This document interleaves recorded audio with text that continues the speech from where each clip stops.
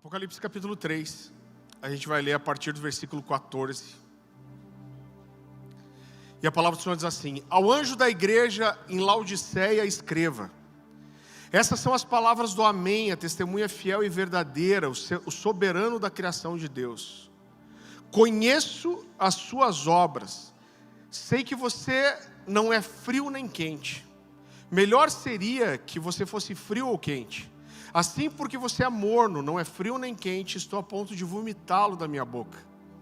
Você diz: estou rico, adquiri riquezas, não preciso de nada.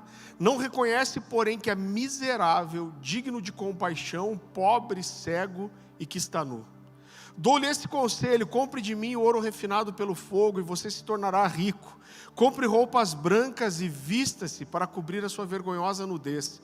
E compre colírio para ungir os seus olhos e poder enxergar. Repreendo e disciplino aqueles que eu amo. Por isso, seja diligente e arrependa-se. Eis que estou à porta e bato. Se alguém ouvir a minha voz e abrir a porta, entrarei e cearei com ele e ele comigo. Ao vencedor darei o direito de sentar-se comigo em meu trono, assim como eu também venci e sentei-me com meu Pai em seu trono. Aquele que tem ouvidos, ouça o que o Espírito diz às igrejas. Queridos, a história diz que o apóstolo João foi o último dos apóstolos a morrer, todos eles martirizados, com exceção de João. Quando o livro de Apocalipse foi escrito, inclusive, todos os apóstolos já tinham morrido. E a tradição diz, a Bíblia não fala isso, mas eu particularmente acredito. Você vai ter Clemente, que foi o primeiro historiador da igreja, que ajuntou muita informação. Depois Eusébio de Cesareia registrou isso, publicou. E tanto Clemente quanto Eusébio de Cesareia dizem que durante o reinado de Domiciano, que era o imperador romano, esse cara era assim, muito tranquilo. Ele exigia ser chamado de nosso Senhor e Deus. Verdade isso, gente. Ele sentenciou o apóstolo João à morte. E a morte que escolheram para João, e não foi só ele que foi sentenciado a esse tipo de morte, foi ser morto em um caldeirão de óleo fervendo. Então, como que isso era feito? Sabe aquele caldeirão tipo de desenho de bruxa mesmo? Era colocado lenha embaixo daquele caldeirão, ele era cheio de óleo, e eles jogavam o cara vivo lá dentro, tipo uma jacuzzi do inferno. E a tradição diz que jogaram o apóstolo João e nada aconteceu com ele. E esses homens ficaram com tanto medo de João, que resolveram calar ele, jogando ele numa ilha chamada Patmos. Eu lembro que quando eu era criança eu achava que Patmos era uma ilha deserta, e João foi tipo um Robinson Crusoe, alguma coisa assim. Mas na verdade Patmos era uma ilha prisão, porque não tinha como sair de lá. E a forma que eles tentaram usar para calar o apóstolo João foi jogando ele nessa ilha. Mas, gente, Deus tem senso de humor, Porque quando João é jogado nessa ilha, João tem lá as revelações do Apocalipse. Um nível de clareza e de revelação de Jesus. Apocalipse vai começar dizendo revelação de Jesus. É claro que é uma revelação que Jesus está dando, mas dentro dessa revelação, Jesus ele revela a si mesmo também. Então João recebe lá, quando eles queriam acabar com a vida, com o ministério de João, ele recebe o mais alto nível de revelação que qualquer homem tinha tido. A Bíblia não fala isso também, mas Clemente e Eusébio de Cesareia vão dizer que João ficou alguns anos preso na ilha de Patmos, e ele foi solto depois, e inclusive esteve à frente da igreja em Éfeso por alguns anos antes de morrer. Apesar de ter uns malucos que aparecem de vez em quando e dizem que João está vivo até agora. Mas isso é só revelagem. Para você que não sabe, não desconhece esse termo teológico, revelagem é uma mistura de revelação com viagem. E logo no início do livro de Apocalipse, o próprio Jesus, gente, me empolga isso, mexe com o meu coração. O próprio Jesus dita para João 7 cartas para 7 principais igrejas da Ásia. Quando o Apocalipse é escrito, já haviam passado 60 anos que Jesus tinha ressuscitado e subido aos céus. Então aquela impressão de que a qualquer momento o céu ia rasgar e Jesus ia descer, ela havia passado, né? A gente vê, por exemplo, Paulo falando para os coríntios, e ele dizendo assim, aquele que não quer trabalhar, que também não coma. Por que Paulo fala isso? Porque existia uma impressão tão forte de que a qualquer momento Jesus ia rasgar os céus e voltar, que algumas pessoas entenderam que não precisavam fazer mais nada. Por que eu vou trabalhar? Por que eu vou constituir família? Porque, cara, Jesus está vindo. Eu não quero saber de outra coisa. E Paulo teve que trazer um alinhamento dizendo, olha, você não quer trabalhar, você não deve comer também.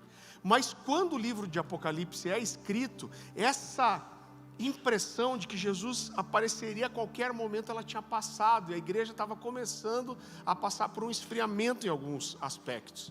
E não só isso, mas algumas coisas começavam a entrar na vida da igreja com muita intensidade. As heresias começavam a entrar na igreja de forma mais intensa. O judaísmo, né, os judeus se espalharam pelo Império Romano, onde Paulo principalmente tinha aberto igrejas, e eles queriam transformar os cristãos em judeus. Mas havia mais um mal que se infiltrava na igreja de forma silenciosa e que era fortalecido pelo dia a dia comum. E quando eu olho para a Bíblia, querido, eu vejo que esse mal, ele era mais perigoso do que todos os outros males que entraram na vida da igreja. Por quê? Porque ele era um mal silencioso. Ele era um mal quase imperceptível.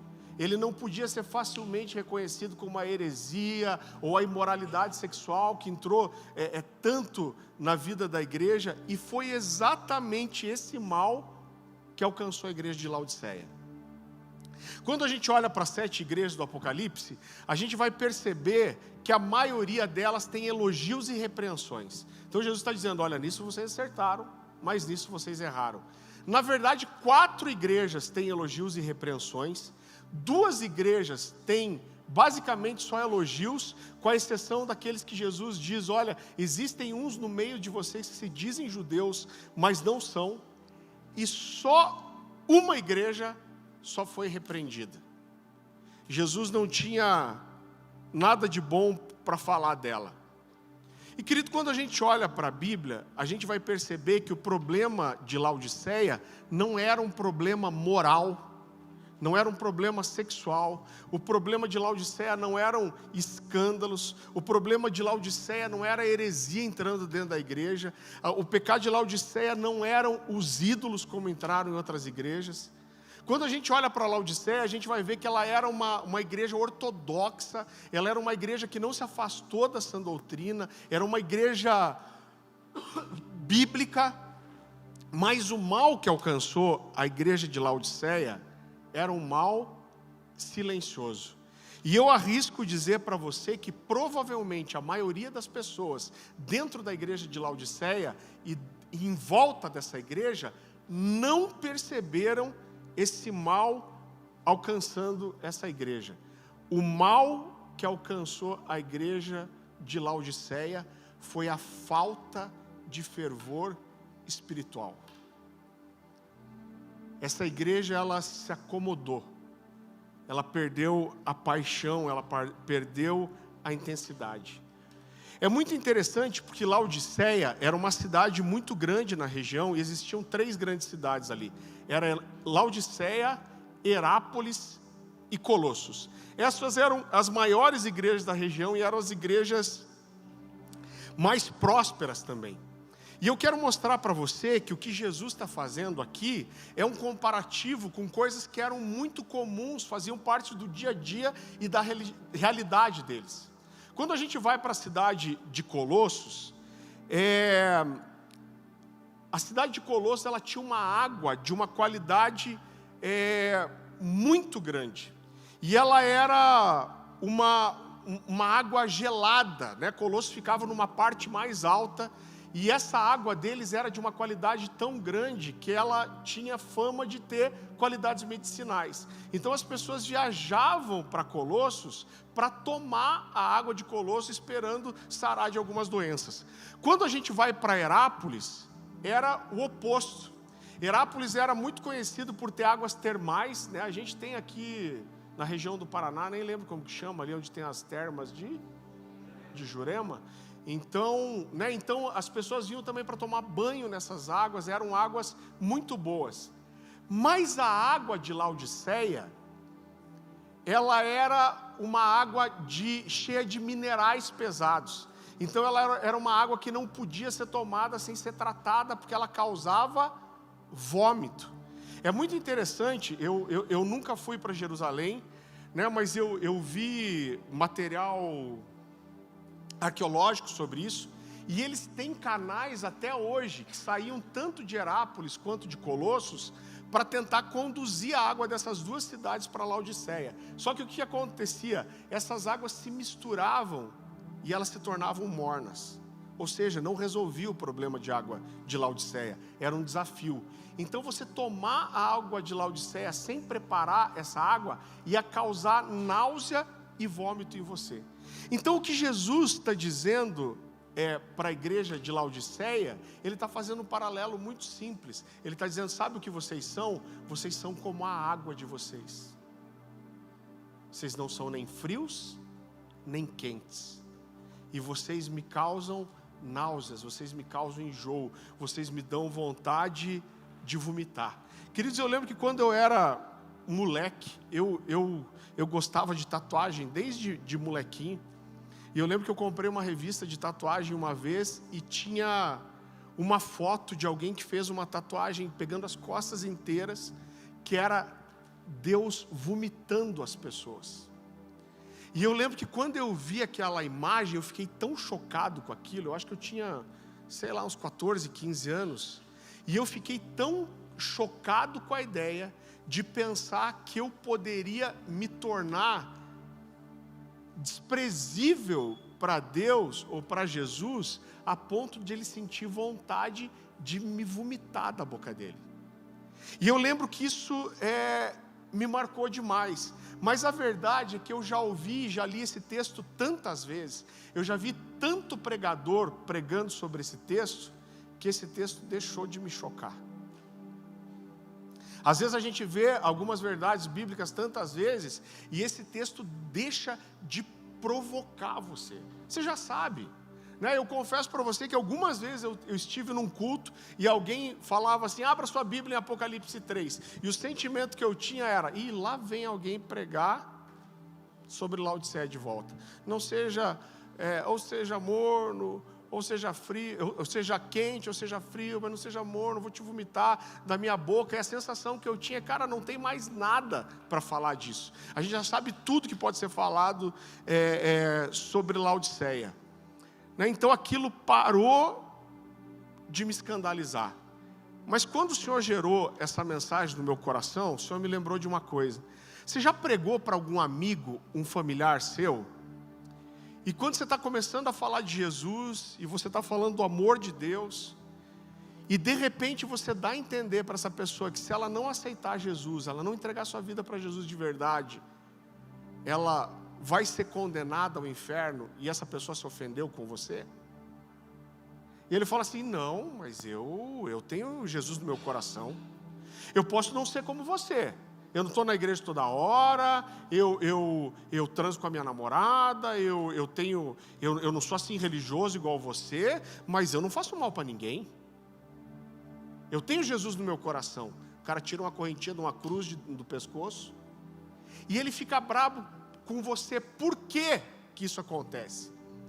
Porque todos nós temos um senso de justiça natural, e a gente tem uma tendência de medir a justiça de Deus por aquilo que parece justo ou não para nós. Então essa pessoa olha assim e fala assim, cara, eu não sou um santo, mas Jesus, que é amoroso, me jogar no inferno para sofrer eternamente, não é justo.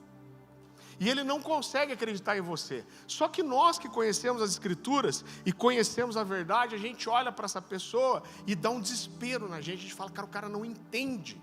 Ele não entende que todo mundo é mal, que ninguém é bom o suficiente, que se ele não tiver Jesus, ele vai para o inferno, sim.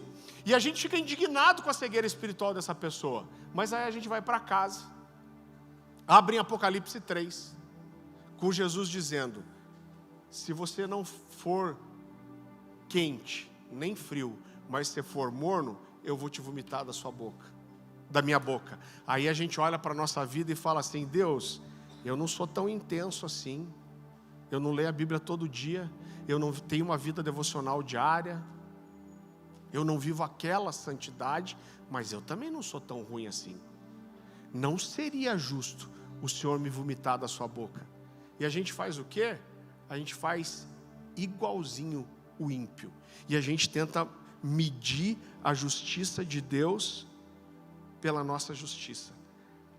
Querido, agora quando eu olho para as Escrituras, eu vejo que é muito claro Jesus dizendo assim, olha, aquele que é frio está perdido. Ele está falando de quem é frio, de quem nem conhece a verdade.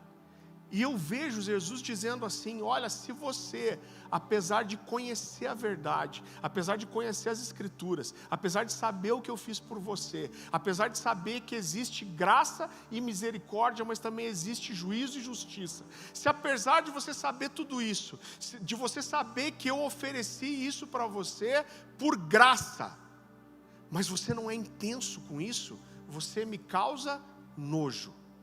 E eu estou pronto a vomitar você da minha boca. Querido, isso é muito claro. Então, quando eu olho para isso, querido, eu vejo que nós tentamos medir Deus por aquilo que parece justo para nós. Mas eu olho para essas coisas, eu vejo a clareza com o que Jesus fala. E isso só pode dizer para mim que existe algo na justiça de Deus que vai além da nossa compreensão. Eu olho para a Bíblia e eu vejo, vou ser sincero com você, eu olho para as Escrituras e eu vejo muita coisa que não me parece justo, não me parece fazer sentido. Eu olho para a Bíblia e eu falo, Deus, eu não teria feito isso desse jeito. Eu gosto muito, tem uma coisa que o Francis Chan fala, ele dá 3 exemplos, ele diz assim, olha, eu olho para a Bíblia e eu vejo lá em Êxodo 32, Moisés descendo do Monte Sinai, depois que o povo cai em idolatria, e eu vejo ele parando no meio do arraial e falando assim, ó, quem aqui não caiu em idolatria? E junta a tribo de Levi. E aí Moisés fala assim, coloca uma espada na sua cinta. E ele diz assim, vocês vão entrar na casa do seu vizinho, do seu amigo e do seu irmão. E ele diz, vocês vão tirar a espada da cinta. E vocês vão furar a barriga dessas pessoas. Vocês vão matar pessoas que vocês conhecem, a mãe, o pai, os filhos, pessoas que vocês têm amizade, que eram próximas de vocês. E a Bíblia diz que naquela noite morreram cerca de 3.000 pessoas. Então eu vou ser sincero, eu olho para isso e eu falo, caraca Deus, sério que o Senhor escolheu fazer isso desse jeito? Talvez eu não tivesse feito isso assim. Eu vejo Jó, que a Bíblia diz que era o homem mais fiel da terra. E eu vejo Deus permitindo que o diabo tocasse esse cara. E quando os filhos dele estão celebrando num barracão, a estrutura cai e os filhos morrem todos de uma vez. E a Bíblia diz que esse homem foi perdendo tudo que ele tinha. Ele perde não só seus filhos. Acho que Deus só não matou a mulher para ela ficar azucrinando a cabeça dele. Mas é verdade, gente. Porque ela não morreu e ficou. Amaldiçoa teu Deus e morre. A Bíblia falando que o corpo dele ficou tomado de feridas e tumores, a ponto de ele sentar sobre o restolho daquilo que foram os seus bens um dia e pegar um caco para coçar as feridas do seu corpo. O homem mais justo da terra. Aí eu olho para isso, irmão, e eu falo, Deus, o Senhor fez isso mesmo, o Senhor escolheu fazer isso desse jeito, acho que eu não teria tomado essa decisão. Mas por outro lado, eu vejo Deus pegando Jesus puro, perfeito, imaculado. Eu costumo dizer, se entrasse por aquela porta um estuprador, assassino, e eu soubesse que eu podia dar minha vida para salvar esse cara, talvez eu desse minha vida, mas jamais eu ia ter coragem de pegar a vida da Louise, minha filha menorzinha, numa idade de inocência, e pegar um estuprador e um assassino e falar assim, eu deixo minha filha morrer para salvar você. Mas é isso que Deus fez. Pegou seu filho, não pôs ele só para morrer, mas Jesus foi surrado, açoitado, envergonhado e pregado seminu num pedaço de madeira. E eu olho para isso e eu falo, Deus, o Senhor escolheu fazer isso desse jeito mesmo. Eu acho que eu não teria escolhido fazer assim. Então, quando eu olho para tudo isso, querido, eu só posso entender que deve haver algo sobre o senso de justiça de Deus que eu não consigo entender. Mas eu vejo Jesus chegando para mim e para você. Se você não for quente nem frio, mas se for morno, a sua realidade de vida me causa náuseas, você me dá enjoo e eu estou pronto para vomitar você da minha boca. Querido, eu lembro que quando eu e a Dani, a gente estava ali no segundo ano de namoro, isso foi então 2001, eu passei assim por um esfriamento espiritual. Não estou falando de pecado, não estou falando de perder a fé, mas foi o primeiro ano de faculdade. Eu fazia, trabalhava o dia inteiro, fazia faculdade à noite, não tinha carro, pobre, irmão, quebrado. Pensa no seguinte, eu trabalhava, eu era representante de laboratório, fazia estágio, e eu trabalhava no hospital evangélico e no hospital Cajuru. Eu ia de a pé do hospital evangélico até a Unicuritiba, que era a Faculdade de Curitiba, para economizar um VT, porque eu chegava morrendo de fome no final do dia. Caraca! Vocês não sabem o que é VT?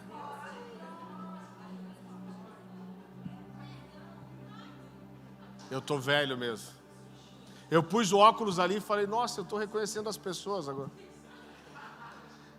Então eu ia de a pé para economizar o dinheiro de um ônibus, porque eu podia comer um salgado quando chegasse na faculdade. Comi um vidro de ketchup junto com o salgado para tentar matar a fome. Verdade, irmão. Eu pensava assim, um dia o cara vai brigar comigo, o cara da lanchonete aqui, porque cada salgado que eu como é meio frasco de ketchup. Então foi um ano assim muito cansativo. E eu passei por um esfriamento espiritual. E eu lembro que chegou um sábado, eu estava bem cansado. A Dani participava do ministério de dança da igreja que a gente era. E eu lembro que eu fui, emprestei o carrinho que meu pai tinha um Uninho. Eu falei, cara, hoje eu não quero nem ficar no culto de jovens. Eu estou tão cansado que eu vou falar para a Dani. Eu falei, vamos deixar esse culto de jovens aí, vamos para a casa dos seus pais, vamos pegar uma pizza, um filme, porque eu mereço um descanso. E aí cheguei lá. Quando eu vou falar assim, a gente não vai ficar para os jovens, a Dani chega, eu lembro da cena, chega na janela do carro e fala assim, a gente vai num evento aí. Eu falei, não, vamos não.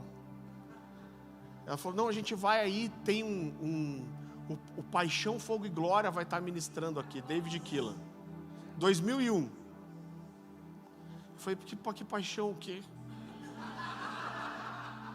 Paixão, Fogo e Glória. Eu falei, o que é isso, Dani? Ela falou, não, é uma banda.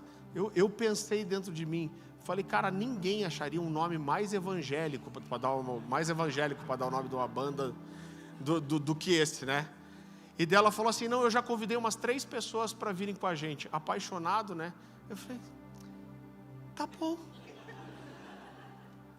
Dentro morrendo de ódio. Aí falei, então tá bom, Jesus. Então vamos lá, onde que é a igreja? Aí todo mundo que eu perguntava falava assim, eu não sei direito onde que é, mas é longe. Irmão, eu não sei se alguém é de lá, não se ofenda, pra gente era longe, mas era lá na comunidade cristã de Curitiba, no bairro Alto. Foi a primeira vez que eu fui. Aí descobrimos onde que era a abençoada da CCC e fomos lá. Quando eu cheguei, tinha fila para entrar, cara. Falei, cara, fila para entrar na igreja. Aí tô na fila quase endemoniado. Eu estava tão bravo que eu lembro que estava de braço cruzado assim. A Dani veio tentando segurar no meu braço. E beleza, entramos para a igreja. Para ajudar, cara, Deus gosta de avacalhar com a gente, né? Para ajudar, a CCC estava em reforma, estava construindo a arquibancada, tudo sujo com aquela fuligem de cimento, pó, tudo no cimento bruto. E aí tô sentado lá, aí daqui a pouco aparece, não se ofendam porque eu escrevi isso até num livro e ele depois até fez o prefácio para mim. Aí chegou o David Keelan do Fogo e Glória. Carequinha, nada contra os carecas. Camisa xadrez, quando ninguém usava camisa xadrez. Uma calça, uns 4 números maior que o dele. E alguém falou, olha, é lá, entrou o David Keelan. A hora que eu olhei o tio, falei, cara, é pior do que eu imaginava. E gente, aí tô lá, e foi uma coisa mega estranha, porque ninguém apresentou nada, o David pegou o violão e começou a cantar a primeira canção. E a primeira canção que ele cantou foi aquela canção da alegria do Martin Smith. Não é Transformada, aquela canção da alegria mesmo. Que canta aí, cadê o Diego? Ele fugiu sem vergonha, porque ele sabia que eu ia pedir para ele cantar. Cantar sem parar. Gente, é um country, né? E aí, os abençoados dos evangélicos começaram a pular e começou a levantar aquela fuligem. Foi aí que nasceu a máquina de fumaça, a ideia. Aí tô eu brabo, cara, coração duro, gente, duro, com raiva de crente. E daí tá aquela sujeira, já... e começa, e aí parece a primeira estrofe da música, um country, todo mundo pulando, dançando, e aparece lá no telão. Eu poderia cantar sem parar, de como salvastes meu ser. Eu poderia dançar por 1000 milhas por causa do seu amor. E ele não tinha começado a cantar, eu li. E eu li, eu falei, Deus, eu poderia cantar sem parar, de como salvaste meu ser. Eu podia dançar por 1000 milhas por causa do seu amor. E eu ouvi Deus, como poucas vezes na minha vida, Deus falar para mim assim, ah é? Então por que você não faz nada para mim?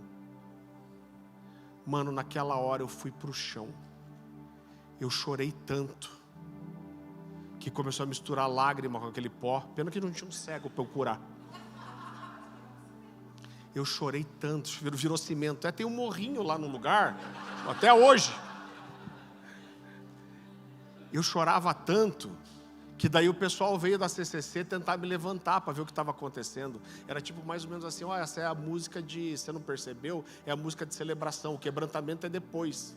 E aí eu só fazia... Cara, eu chorei tanto, sabe por quê? Essa palavra que veio ao meu coração depois, porque Jesus fala para a igreja de Laodiceia, você acha que você está bem, abastado, com riquezas, mas você não percebe que você é miserável, pobre, cego, está nu. A sensação que eu tinha que Deus estava falando para mim, reconhece a sua miséria, você é pobre espiritualmente. Irmão, eu chorei tanto, tanto de convicção do pecado, da frieza, que chegou uma hora que eu levantei e falei para Dani, me tira daqui, senão eu vou morrer. Eu falei, eu não aguento ficar até o fim. O cara chorava, respirava pó. Foi ruim. Aquilo foi um convencimento da minha frieza espiritual. Você sabe, você não precisa abrir 2 Timóteo capítulo 1, versículo 6. Paulo chega para Timóteo e diz assim, Timóteo, mantenha viva a chama. Sabe por quê?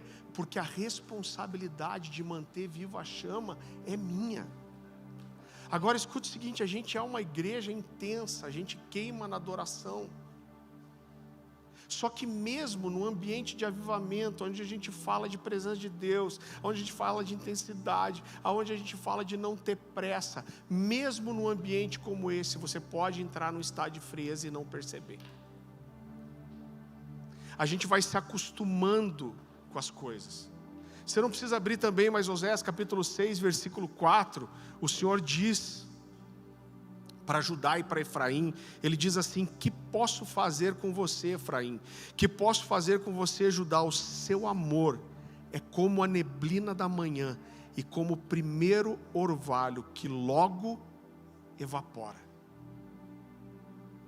Querido, Laodiceia era uma igreja, mais uma vez, que não tinha se afastado da sã doutrina, não tinha escândalos, era uma igreja próspera, mas por que Jesus está dizendo que está pronto para vomitar eles da boca? Porque ela era uma igreja que perdeu o fervor espiritual, ela era uma igreja que perdeu o brilho nos olhos, perdeu a paixão, perdeu a empolgação com as coisas de Deus. Era uma igreja que perdeu a vontade de orar, perdeu a vontade de ler a Bíblia, perdeu a vontade de jejuar. A Laodiceia era uma igreja que perdeu as lágrimas nos olhos. Eu vou dizer para você, eu sou um cara, eu não choro com facilidade, a não ser chorar de rir. É mais fácil eu chorar de rir. Eu não sou tipo o cara mais emotivo. A Dani assiste Tom e Jerry e chora. Esses dias eu tive que assistir Casamento Grego 3. Foi bem desafiador. E a Dani chorou, riu, se emocionou. Mas sabe onde eu choro? Eu choro na presença de Deus. Irmão, quando eu começo a passar um tempo que eu não choro, que lê as escrituras, que lê um testemunho num livro, que ouvir uma mensagem, que pensar nas coisas de Deus, que vendo o que Deus está fazendo, que isso não faz as lágrimas escorrerem, eu sei que eu estou esfriando. E não foi uma, nem duas, nem três vezes que eu cheguei para Dani e falei: amor, eu preciso jejuar, eu preciso me fechar um pouco, porque eu estou perdendo a sensibilidade e as lágrimas nos olhos. E a gente vai entrando às vezes na vida cristã, e você vai se enchendo de conhecimento, você vai cuidando da sua vida, e chega uma hora que você não lembra a última vez que você chorou na presença de Deus. Você sabe que uma coisa que me lembra isso, a Bíblia fala que no domingo da ressurreição, quando Jesus ressuscita, a Bíblia fala de Jesus aparecendo para aqueles 2 discípulos no caminho de Emaús. Eu amo esse texto. A Bíblia diz que eles estavam indo de Jerusalém para Emaús, que era um vilarejozinho que ficava a 11 quilômetros de Jerusalém. E Jesus dá uma de João sem braço, ou de João sem perna, como diz a Paty. A Paty, ela faz umas adaptações de ditados, assim, é muito bom. A gente vai escrever um livro depois só, Pensamentos Miraculosos.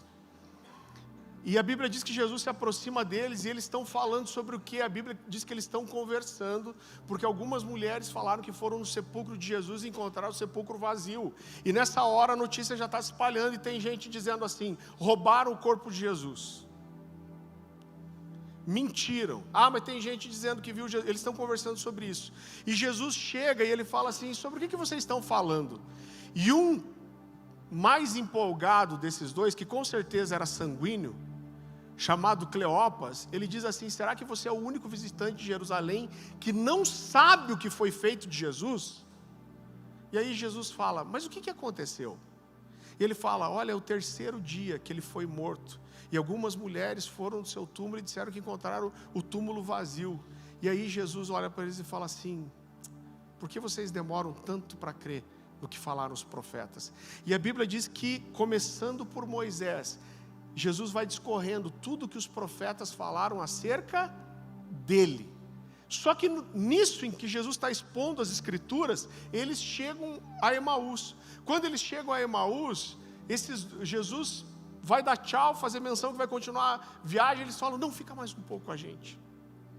Eles dizem: olha, já está anoitecendo, senta na mesa com a gente, coma pão e depois passe a noite, você segue viagem. E eles sentam na mesa, e a Bíblia diz que quando Jesus parte o pão, a gente não tem como provar isso, mas os judeus, isso é muito falado entre os judeus convertidos. A forma de se partir o pão era dobrando o punho para fora. Então o que eles acreditam é que quando Jesus pega o pão e parte, eles veem a marca dos cravos. E a Bíblia diz que nessa hora as escamas dos olhos deles caem e eles percebem que era Jesus. E Jesus, pá. Gente, que frustração, né?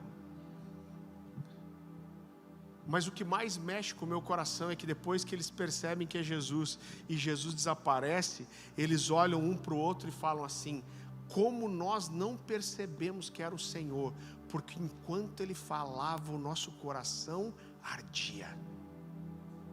Eu gosto muito da versão NVI que diz assim: como nós não percebemos que era o Senhor, porque enquanto Ele falava o nosso coração queimava.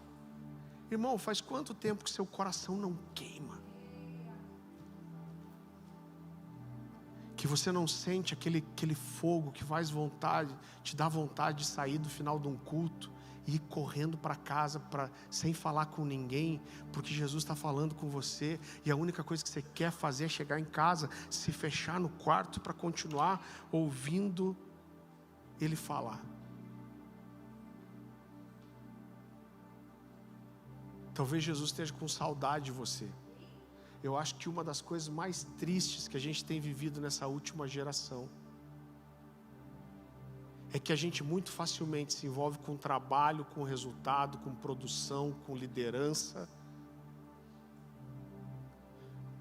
mas raramente nós temos pessoas com o coração contrito, quebrantado, pessoas que têm as lágrimas que escorrem de forma fácil dos olhos, pessoas que ouvem falar das coisas de Deus e choram. Eu quero usar meu amigo aqui mais uma vez, o Daniel. Desde que eu conheci ele, a primeira conversa que eu tive com ele, uma das coisas que mais mexe com o meu coração é que ele começa a falar das coisas de Deus, todas as vezes ele chora. Mas a gente vai entrando no automático e a gente esquece isso. Você sabe que eu entendo que a gente tem que procurar Deus. É como eu disse, Paulo dá um imperativo para Timóteo. Ele fala: Timóteo, mantenha viva a chama. Mas eu tenho a impressão que às vezes Deus me procura também. Às vezes eu estou distraído, pensando em alguma coisa que eu tenho que fazer, e de repente eu sinto Deus me visitando, me procurando, e eu posso corresponder a isso ou não. Eu quero que você continue comigo, vá para Apocalipse capítulo 3, versículo 15.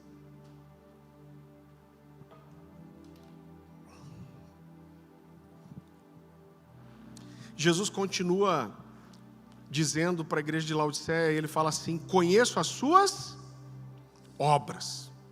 Sei que você não é frio nem quente, melhor seria que você fosse frio ou quente. Assim, porque você é morno, nem frio nem quente, estou a ponto de vomitá-lo da minha boca.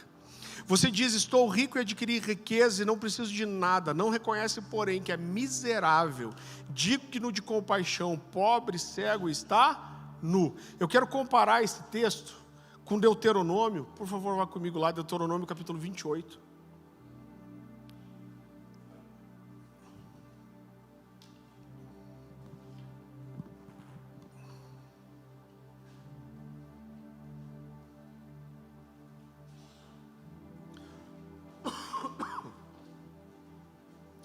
Versículo 46. Olha o que esse texto diz, e eu quero comparar um com o outro. Diz assim: essas maldições serão um sinal e um prodígio para vocês e para os seus descendentes para sempre. Uma vez que vocês não serviram com júbilo e alegria ao Senhor, o seu Deus, na época de prosperidade, então em meio à fome, à sede, em nudez e pobreza extrema, vocês servirão aos inimigos que o Senhor enviará contra vocês. Ele porá um jugo de ferro sobre o seu pescoço, até que os tenha destruído. Você percebe que esse texto fala de servir? Por quê? Porque o servir, querido, é uma resposta natural de quem tem paixão e de quem ama. Quando a gente ama alguém, o que a gente faz? Você serve, você cuida, você atende. Só que muitas vezes a gente está dentro da igreja e a gente vê o servir ao Senhor como sendo uma coisa secundária e opcional.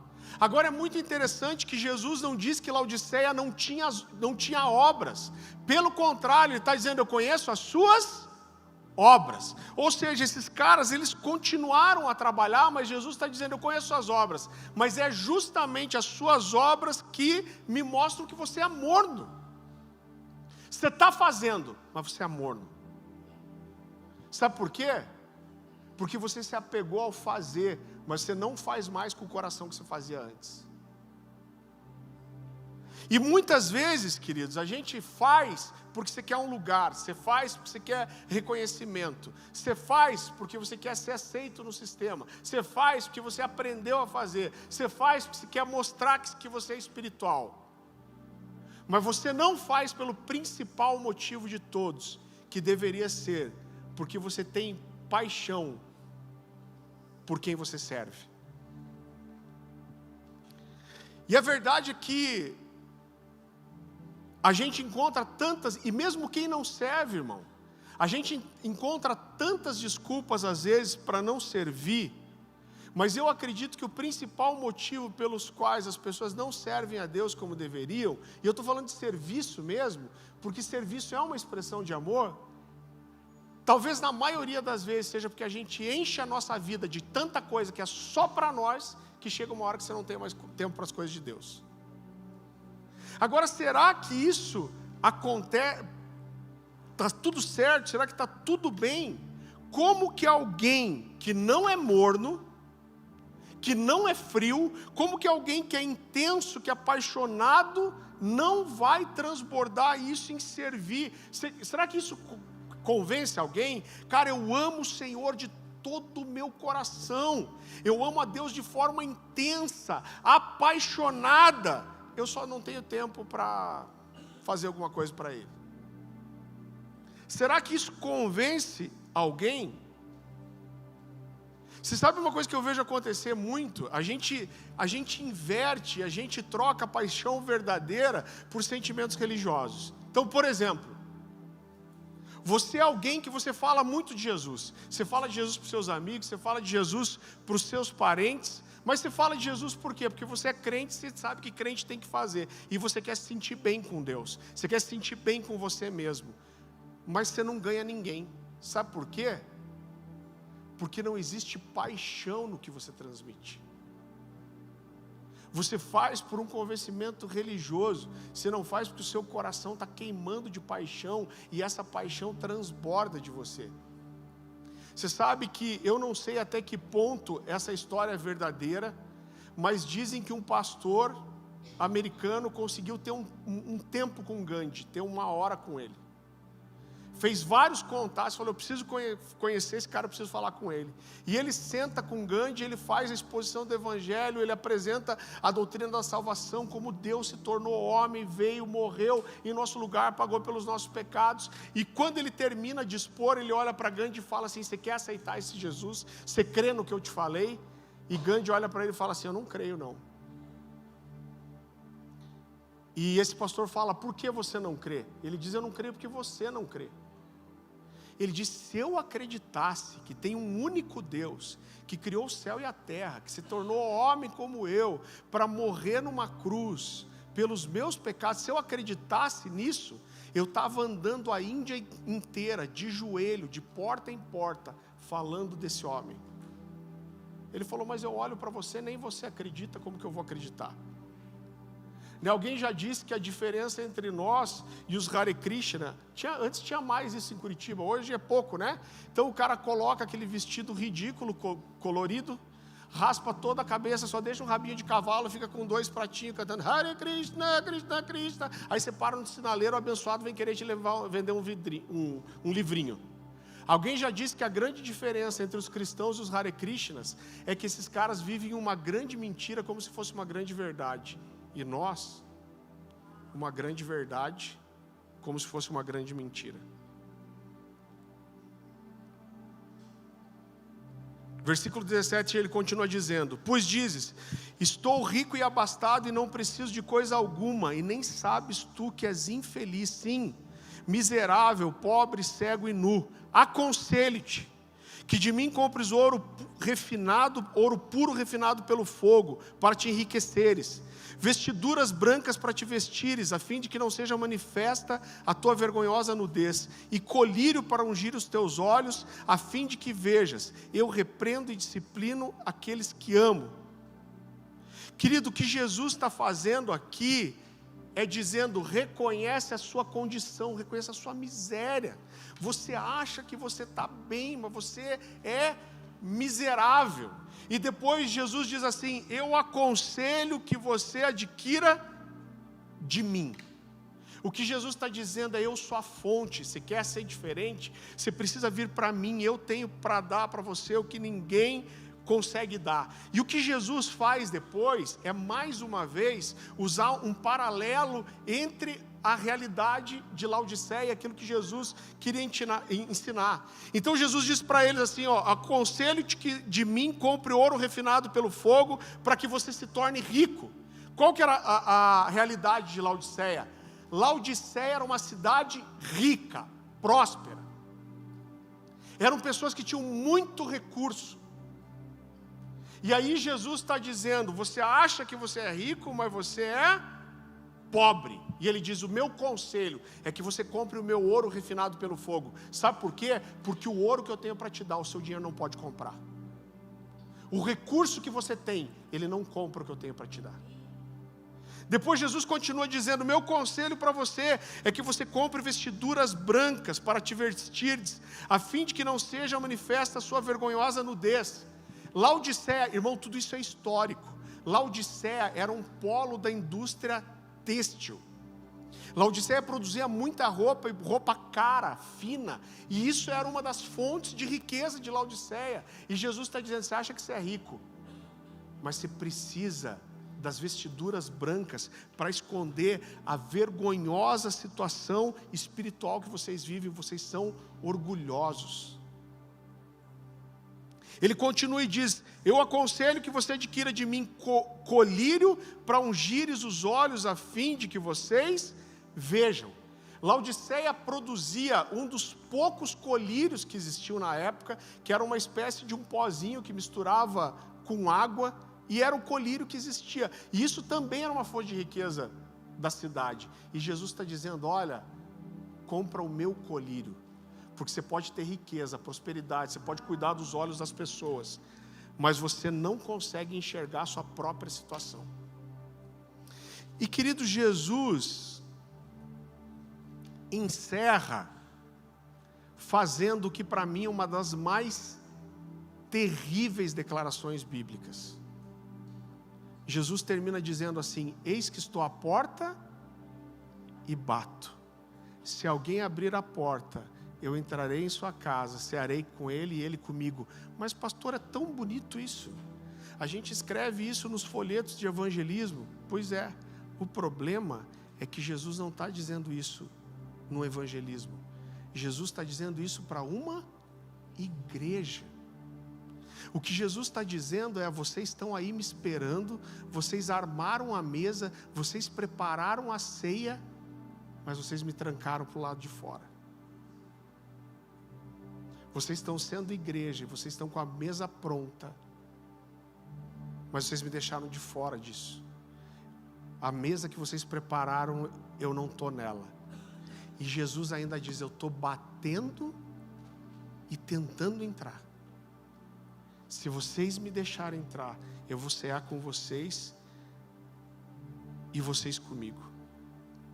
Agora, quando essa igreja fechou a porta, quando eles deixaram Jesus para fora, quando eles deixaram o fogo apagar, quando eles perderam o fervor espiritual, quando o coração deixou de arder, quando eles se tornaram, e para mim essa é a pior das coisas, quando eles se tornaram satisfeitos em serem mornos. Irmão, isso é uma coisa que sempre vai rondar o nosso coração. Sabe por quê? Porque a gente se acostuma com as coisas. Você sabe uma das coisas que mais mexe com o meu coração nessa história? Quando Deus levanta Moisés, e eu vou acabar com isso, e ele tira o povo do Egito. Se vocês quiserem avisar o pessoal lá já, que a gente já está encerrando aí. quando Deus tira o pessoal do Egito, olha o que esses caras viram: 10 pragas sobre o Egito. Viram Deus abrir o Mar Vermelho, fechar o Mar Vermelho, matar os egípcios. Viram a coluna de fogo, coluna de fumaça. Esses caras viram.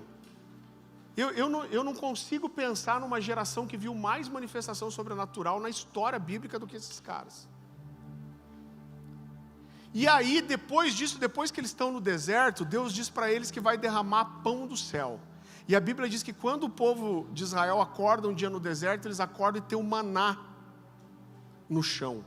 E aí eles acordam e vem o maná que brota junto do orvalho. A Bíblia diz que eles comem aquele pão e chamam aquele pão de maná. Você sabe o que significa a palavra maná? A palavra maná significa o que é isso. Então quando eu olho, para mim parece, você vê, os caras viram coluna de fogo, coluna de fumaça, praga, mar abrindo, mas quando Deus faz um milagre com comida, né? Eu imagino esses caras levantando de manhã, saindo da tenda e pegando isso e falando: o que é isso que Deus fez no nosso meio? Está descendo pão do céu. Só que quando a gente vai para Números 9, se eu não me engano, o povo diz para Deus que está enjoado de comer o maná. E esse texto mexe tanto com o meu coração, porque eles chegam para Deus e falam assim: nós abominamos esse pão desprezível que nos deste. Então o pão que caiu do céu mudou de o que é isso que Deus fez em nosso meio, para não suportamos mais o pão desprezível que nos deste. Querido, a gente tem uma tendência de se acostumar com as coisas. Então é por isso que Paulo chega para Timóteo e diz: Timóteo, mantenha viva a chama. Essa responsabilidade é sua. Irmão, se a gente não é tocado pela palavra de Deus, se faz muito tempo que você não ouve uma adoração, você não chora, se você ouve um testemunho, você não te arranca lágrimas, se o teu coração não é quebrantado, isso não é normal, isso não está certo. Isso é um caminho de perdição e de frieza espiritual. E o que a gente faz? A gente vai para a presença de Deus e fala: Deus, me ajuda. Me ajuda a entrar de volta nesse lugar de quebrantamento, de reconhecer quem o Senhor é. Várias vezes, Sansão quebra a lei do que fazia parte de ser um nazireu, e ele toca em animal morto. Ele é o cara mais burro da Bíblia, porque cai no chaveco da Dalila todas as vezes. Eu tenho vontade de dar um soco em Sansão quando chegar no céu. Mas a Bíblia diz lá em Juízes, capítulo 11, se eu não me engano, que é quando a última vez, depois que o cabelo dele era cortado, que ele achava que ele ia se livrar das suas amarras mais uma vez. E a Bíblia diz que quando ele tenta se livrar, ele não consegue. A Bíblia diz assim: e ele não percebeu que o Espírito de Deus já havia saído dele. A gente precisa alimentar esse lugar de quebrantamento. Eu sei que a gente vive um ambiente muito precioso de igreja, mas você vir para um culto onde a presença de Deus está, onde as pessoas gritam, choram, mas isso não toca a sua semana, isso não toca seu tempo no seu quarto, isso não é suficiente. Isso não justifica você. Eu preciso manter viva a chama. Essa responsabilidade é minha. Para isso eu me encho da palavra, eu oro, eu me arrependo, eu peço ajuda para Deus, eu jejuo, eu me alimento das coisas de Deus. Eu falo: Deus, não me deixa viver sem lágrimas nos olhos. Eu queria que a gente terminasse de uma forma muito simples, Você pode vir aqui para frente se você quiser. Você pode ficar no seu lugar, você pode sentar no chão, ficar em pé. Você já está depois disso abençoado para sua casa. Eu não vou voltar aqui fazer um encerramento. Mas talvez você nem lembre a última vez que você chorou na presença de Deus. E talvez essa noite você precise se arrepender e falar: Jesus, me ajuda. Sopra a minha brasa, me faz lembrar das coisas que eu esqueci. Talvez você precise falar: Deus, quebranta a dureza do meu coração. Me ajuda a me lembrar daquilo que me fazia ter um choro fácil. Me faz ter fome e sede pela tua presença de volta. Não me deixa viver assim. A gente não pode viver assim, gente. Quero te convidar a começar a orar no seu lugar. Talvez você queira se levantar, como eu falei, ajoelhar. E nós vamos ter um tempo aqui só de buscar a presença de Deus. Quando você entender que Deus fez o que tinha que fazer na sua vida, você está abençoado para ir para a sua casa. Que o Senhor te dê uma semana incrível, em nome de Jesus. Mas não perca esse momento. Não acredite que não servir ao Senhor está tudo bem. Não acredite que não ter uma explosão de reação de serviço, de amor, que é uma coisa normal. Não acredite que ter os olhos secos, sem lágrimas, é aceitável. Espírito Santo de Deus, Espírito Santo de Deus. Senhor Jesus, o desejo do nosso coração é sempre ter um ambiente aqui propício à manifestação da sua presença. Mas não deixe que a gente se engane, não deixe que nós enganemos nós mesmos, dizendo que estar em um ambiente como esse é suficiente. Jesus, nos leva para esse lugar de quebrantamento, de sensibilidade, de fome, Senhor. Nos leva para esse lugar de fome, Jesus. Nos quebra da nossa religiosidade, da nossa dureza, da nossa racionalidade, Senhor. Jesus, nos confronta. O Senhor me confrontou aquele dia lá na CCC, Pai. E eu reconheci a minha miséria, descobrindo que eu tinha um discurso nos lábios, mas a verdade é que eu não fazia nada para o Senhor. Que o Teu Espírito nos convença nessa noite, Senhor. Nos dobra, Jesus, como Evan Roberts orava, que na Sua misericórdia o Senhor nos dobre, que o Teu Espírito nos vença, Senhor. Espírito Santo, dobra-nos. Espírito Santo, quebranta-nos. Espírito Santo de Deus, Espírito Santo de Deus, Espírito Santo de Deus, quebranta toda a dureza do nosso coração, arranca de nós toda a frieza, Senhor, todo comodismo. Começa, Senhor, o avivamento por nós, pelo nosso coração. Dá-nos um coração incendiado, intenso, apaixonado, vivo, Senhor.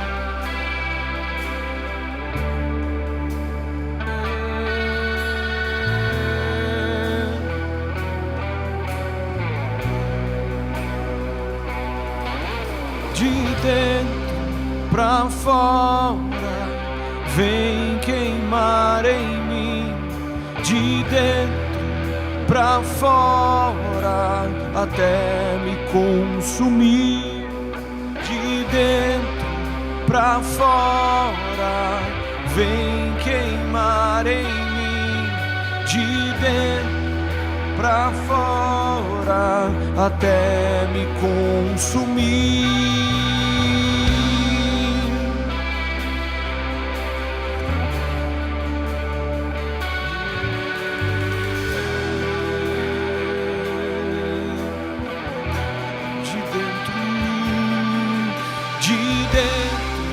Pra fora, vem queimar em mim. De dentro pra fora até me consumir. De dentro pra fora vem queimar em mim. De dentro pra fora até me consumir.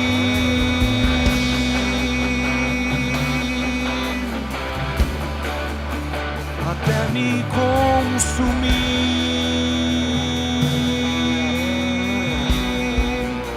até me consumir,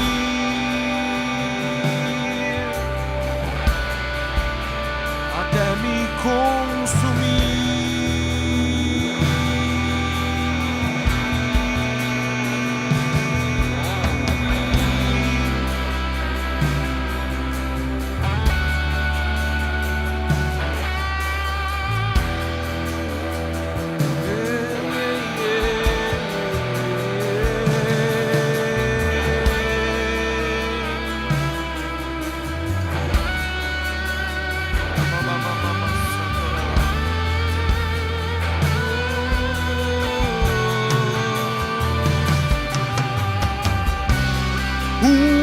Só amor, uma só devoção, uma só paixão, Yeshua. Só amor, uma só devoção, uma só paixão,